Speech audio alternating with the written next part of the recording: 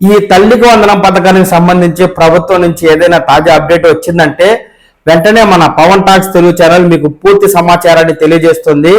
ఈ సమాచారాన్ని మీరు ఎప్పటికప్పుడు ఈ ఛానల్ ద్వారా చూసి తెలుసుకుంటూ ఉండడం కోసం వెంటనే పవన్ టాక్స్ తెలుగు ఛానల్ని లైక్ చేసి సబ్స్క్రైబ్ చేసుకోండి. హాయ్ ఫ్రెండ్స్, సూపర్ 6 పథకాలకు అడుగైతే ముందుకు పడిందండి. ఇందులో భాగంగా తల్లికి వందనం పథకానికి సంబంధించి 2025-26 బడ్జెట్ లో దాదాపుగా 9,407 కోట్ల రూపాయలను రాష్ట్ర ప్రభుత్వం అయితే కేటాయించింది.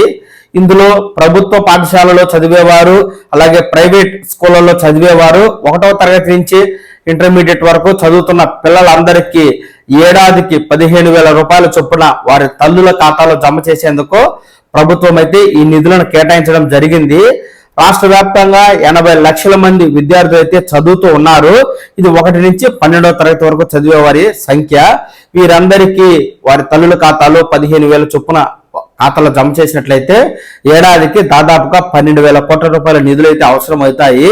అయితే ప్రభుత్వం రేషన్ కార్డు ఉన్నవారే అర్హులు అని చెప్తుంది కాబట్టి ఈ 80 లక్షల్లో ఒక 10 లక్షల మంది సంఖ్య తగ్గిపోయే అవకాశం ఉంటుంది.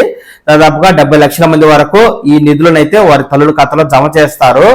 గతంలో వైసీపీ ప్రభుత్వం అమ్మఒడి పథకం ద్వారా ఒక్కో బిడ్డకు ఏడాదికి 15,000 రూపాయల చొప్పున వేస్తామని చెప్పి దాదాపుగా 80 లక్షల మందిలో కేవలం 40 లక్షల మందికి మాత్రమే, అది కూడా 13,000 రూపాయల చొప్పున మాత్రమే జమ చేస్తూ రాగా అప్పట్లో ఏడాదికి 6,500 కోట్ల రూపాయల బడ్జెట్ అయితే అయ్యేది. ప్రస్తుతం కూటమి ప్రభుత్వం చదువుతున్న పిల్లలందరికీ వేస్తాము అని చెప్తున్న నేపథ్యంలో ఈ అమౌంట్ అనేది రెట్టింపోయింది.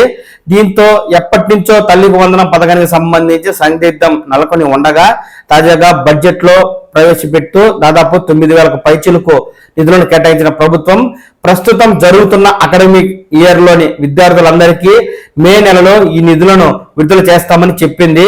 చాలా మంది మే నెలలో వేస్తామంటే ప్రస్తుతం జరుగుతున్న విద్యా సంవత్సరం పోయినట్టేనని ప్రచారం చేస్తూ ఉండగా ప్రభుత్వం ఈ విషయంపై క్లారిటీ అయితే ఇచ్చిందండి. ఈ విద్యా సంవత్సరంలో చదువుతున్న ప్రతి పిల్లవానికి వారి తల్లుల ఖాతాలో 15,000 వేస్తామని చెప్పడంతో ప్రస్తుతం జరుగుతున్న విద్యార్థులందరికీ ఈ లబ్ధి అయితే చేకూరనుంది.